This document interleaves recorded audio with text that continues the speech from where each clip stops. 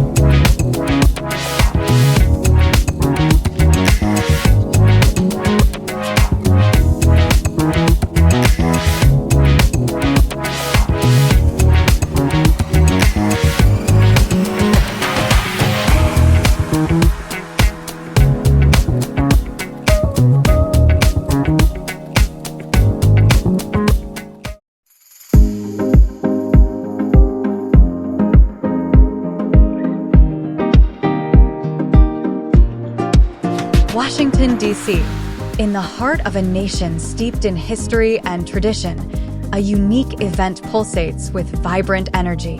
Every 2 years, Artomatic explodes onto the scene, transforming everyday spaces into extraordinary galleries. This isn't your typical museum experience.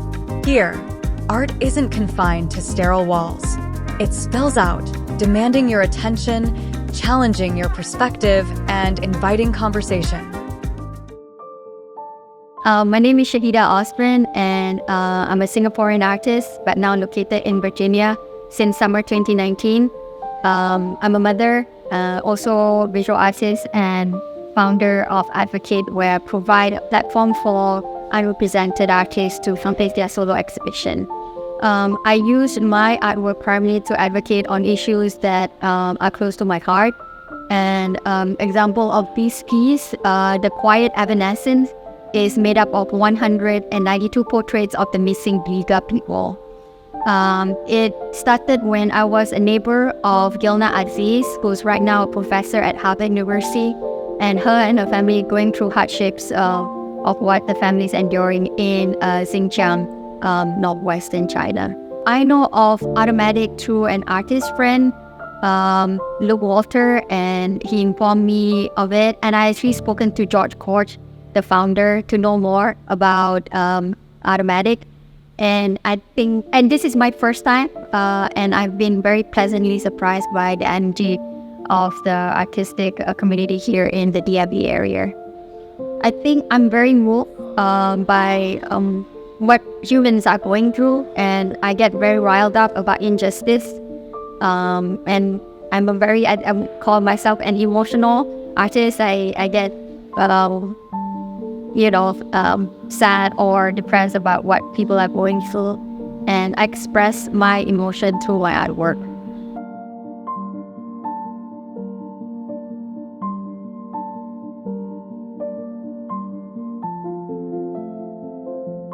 Artomatic 2024 isn't just about the art, though.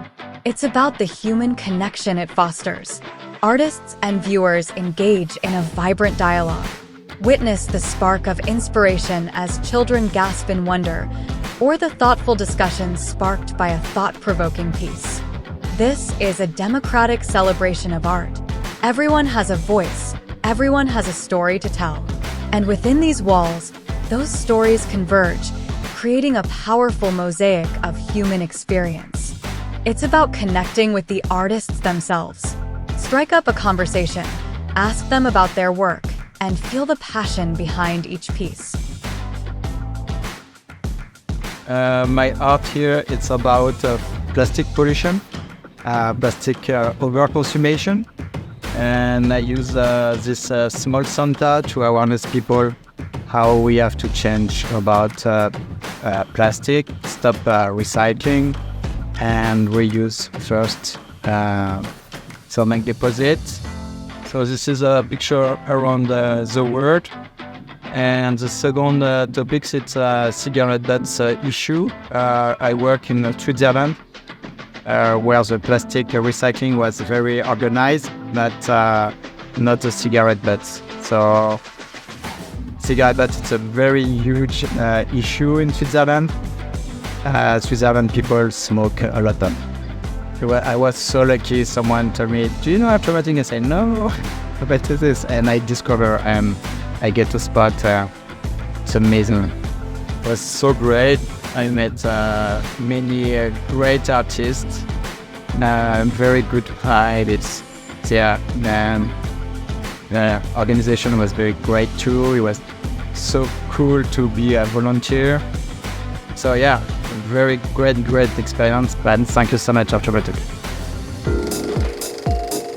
Artomatic is an exciting arts festival that brings together artists to temporarily transform available space into a creative hub. Live music and so much more. Artomatic featured a wide range of art, workshops, talks, live music, and more, spanning 300,000 square feet of empty office space. Artomatic's mission is to strengthen the artist community by fostering collaboration and building an audience for artists. Artomatic. It was founded by Washington, D.C. artist and arts activist George Koch. But the best of Artomatic was the diversity. Art for everyone.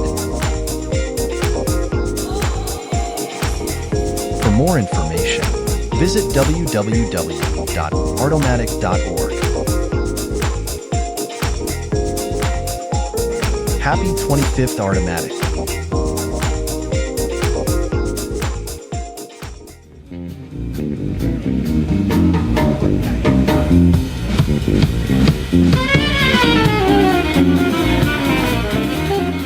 We're about to take a smooth detour into the world of jazz. Artomatic wouldn't be complete without a nod to the musical heritage of the nation's capital. This year's event featured a sizzling jazz performance that had toes tapping and heads bobbing.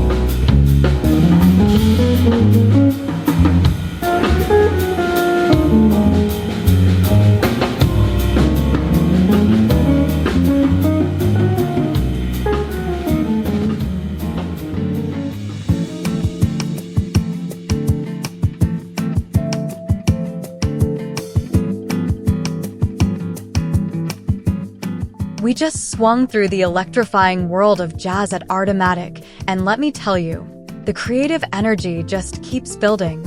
Artomatic 2024 was all about community, about creating art together. And what better way to showcase that than with a colossal, collaborative masterpiece? Picture this: a massive canvas stretching across the entire wall of the 8th floor. Now, imagine people from all walks of life, from seasoned artists to curious kids, picking up a brush and adding their own unique touch. That's the magic of the community site painting at Artomatic. To unravel the mind behind this incredible concept, we sat down with artist Michael McMullen, the mastermind who orchestrated this artistic explosion. Michael's vision for the community site painting perfectly embodies the spirit of Artomatic.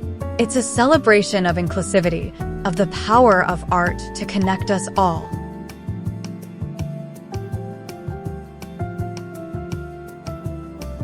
Hello, my name is Mike McMullen, and we're doing a community site painting. It is basically just a free expression wall at this point. My interest is to remind people that being creative is important and they need to exercise their creativity through means like paint or drawing. And so that's what I'm doing. I'm just trying to spread that word and keep people abreast of that, like exercise, only like an emotional exercise, to be creative, so I give them the opportunity. Well, I started like 35 years ago, kind of a fluke. I was working on a painting and some kids came up and asked me if they could help. And I was just throwing down some color, just trying to make an abstract feel. So I didn't really care. They were throwing, we were at a craft fair and some kids I didn't know came and asked me if they could paint. And then an old man asked me if he could help. And they were just smearing paint on the canvas, and pretty soon, kind of like bees to honey, there was just a bunch of people that wanted to just paint together. And it just hit me like a ton of bricks. It's like, wow, this is what I'm gonna do. I'm gonna go and put up canvases and let people paint, because they seem to really enjoy it. And more and more, it's become apparent to me that the freedom of expression is being challenged. So something like this is important to remind people that their expression, whether they have talent or not, is still important to get out.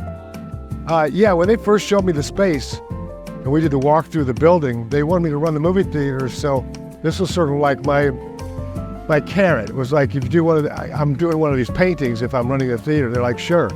So they showed me this wall and I was like, oh, hell yeah, this is an awesome wall. It's the 8th floor next to the bar and the music.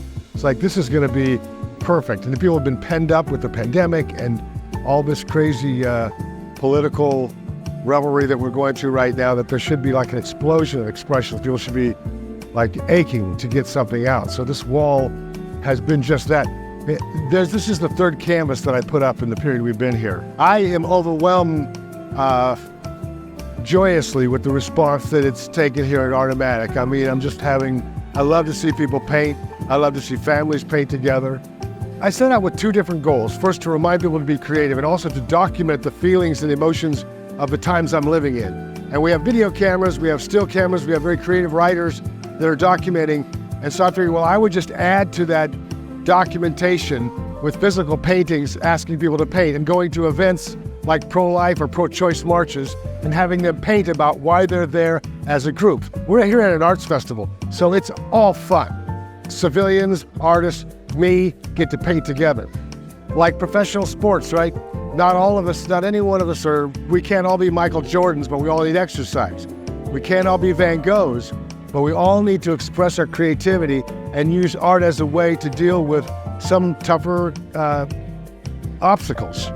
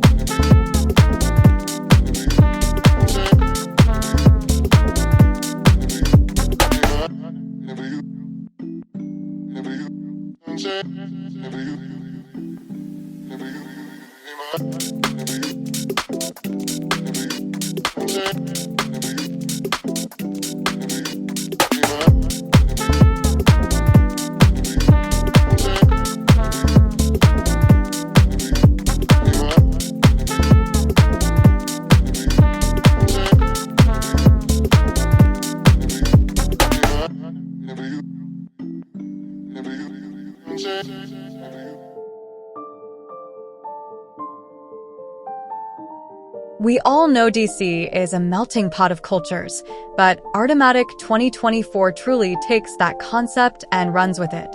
Take, for example, the phenomenal Eastern European art presentation. Filled with stunning works by artists hailing from across Eastern Europe. The artists themselves were there, mingling with the crowd, sharing their stories and the inspiration behind their pieces. And it wasn't just artists who graced the event. Officials from the Eastern European embassies lent their support, adding a touch of diplomatic flair. Plus, get this, renowned activist George Koch even showed up to lend his voice to the celebration of creativity. There are a lot of corners where you see art that is used right now as a voice of concern for the geopolitical situations around the world. We have the war in Ukraine that affects both our countries. We have what's going on in the Middle East. There are so many conflicts, more than we want. How do you all feel that art can contribute to awareness and contribute or help with peace? Or maybe take people towards peace? Eu cred că în momentul în care îți place arta și frumosul, nu are cum să-ți placă conflictul, răutatea, presiunea.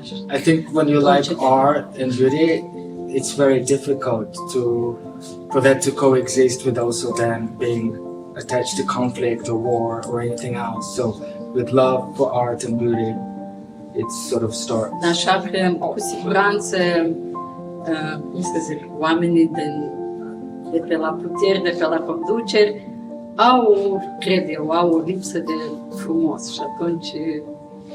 And I think people who start the war, they miss the beauty in their life. They don't have enough beauty in their life to get inspired by it. And that's why they start those wars. Maybe they should come to this exhibition. I think conflict arises from people who don't understand each other, don't know each other. And I think art is tremendous personal reflection of who you are as an artist and also as a Moldovan. And so it gives me a chance to see your country and your beliefs through your work. And that to me is there's a lot of boundaries, but art allows us to see into the soul of a people and to understand it better. And that's where you start removing conflict, when you can start understanding each other. I think for people who are living in the conflict, what they are looking and what they expect people is to bring to their attention to their pain. And I think art is one of that. Media, of course, is bringing a lot of the spotlight, but media is kind of too functional. And I think art is having that additional value of bringing the spotlight to various conflicts that exist. And for people who live that conflict, for them it's really important that others see and feel. I think art makes you more feel than even media. But also what I like in arts, and I see that in many artists, is to bring also the hope.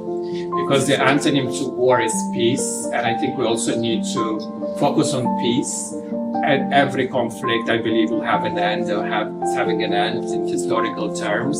And I think, again, artists are contributing to that more positive image of bringing hope and ultimately peace so I really like that balance. It's not just one, and I see a lot of that expressed in the artist's work. just say that we shouldn't forget the importance of art in healing, because after these conflicts are over, there's going to be a tremendous need for art to play a role in those who've been involved in conflict.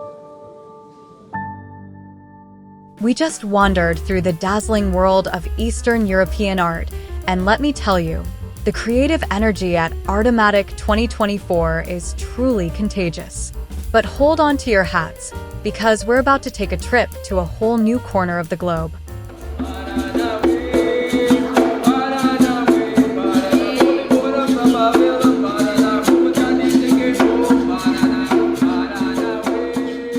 It's time to witness the electrifying world of capoeira, a Brazilian art form that blends martial arts, dance, and music. To delve deeper into its fascinating history, we sat down with Rasta, one of the capoeiristas who captivated the Artomatic audience. Growing up in Washington, D.C., it was common to see capoeira being performed outside on the streets in certain neighborhoods. I wasn't exactly sure what it was, but I would see it. One day in high school, I heard some drumming as I was walking down the street, and I followed my ears to a capoeira studio where they were training capoeira. And that was my first time really seeing capoeira in the studio, being trained as a martial art. After graduating college, I got a job, got some money, and was able to afford to take classes, and the rest is history from there. So I started in my mid to late 20s. So capoeira was created and invented by African indigenous slaves, the slave plantations of Brazil. Capoeira is unique because it's a martial art that uses dance and music to disguise itself. So they would use their religious ritual ceremonies as a disguise while they would be practicing their martial art techniques so that they could be stronger and could escape to freedom. And that's exactly what happened. Capoeira was so effective that it was the main cause of the abolishment of slavery in Brazil, because the warriors were so strong, they were able to escape consistently into the jungles of the Amazon. And that's where they would create their own cities in the Amazon. So yeah, that's a little history about capoeira. This is the theme of my art exhibit here, my performance art exhibit here, Artomatic, is to have the discussion on the diversity of capoeira and how we've had it in American pop culture, how it affects the American culture.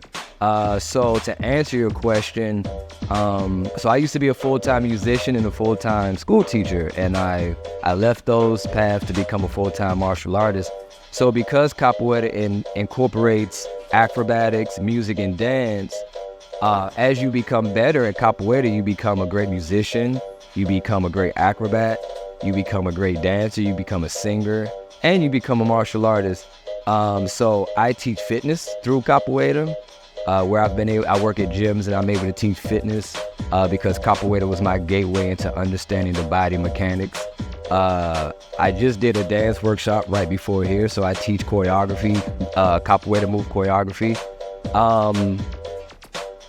I teach acrobatics through capoeira, so I'm a full-time instructor, and it is all rooted in capoeira. I teach the martial art.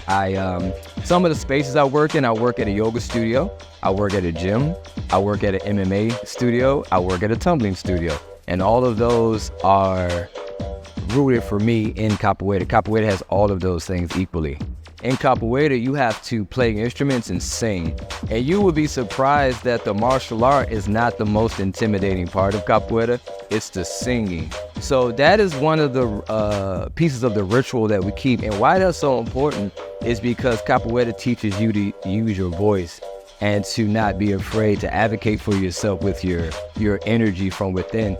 So everybody, as you go through the ranks of capoeira, get your belts and your cords and your different levels, you cannot progress in the art if you don't learn to play the music and sing in Portuguese, a list of traditional capoeira music. And the reason why I bring that up to your question is that part of being comfortable and expressing yourself, not only with the movement, because one way that capoeira is a little unique is that when we spar, we don't say spar, we say play, but when we spar or we play, we normally do it in a circle, and everybody's watching us. So if it's your first day, everyone's watching you. If it's your fifth year, everyone's watching you. So we do everything in the community, and that has a way of relaxing the person. You get over your insecurities and your fear, and then you see that translate in other areas of your life. So it's very empowering, very communal. And this is my first year here at Artomatic. I have several friends and even capoeira students who are professional visual artists. They do all manner of art. And we kind of plug each other in. If I'm doing a capoeira event, I say, hey guys, come on, let's do some art with it. And they told me about Artomatic, said, come check it out. And I did. And I said, oh, yeah, I like the open space on the floor, and that gives me room to move around. So I think we can do a capoeira presentation here. So that's how I got here. Yeah, there's a lot of cross mingling with the visual art community and the capoeira community. And I don't know why that is, but we get along very well. We've journeyed through the whirlwind that is Artomatic 2024, and what a ride it's been. We've witnessed the electrifying energy of capoeira, the smooth sounds of jazz, and the collaborative spirit of the community site painting. We've explored towering sculptures, captivating photographs, and paintings that pulse with the life of DC streets. But Artomatic is so much more than the sum of its parts. It's a vibrant tapestry woven from the threads of artistic expression, community connection, and a shared passion for creativity. It's a place where established artists showcase their masterpieces alongside emerging talents, taking their first steps on the artistic path.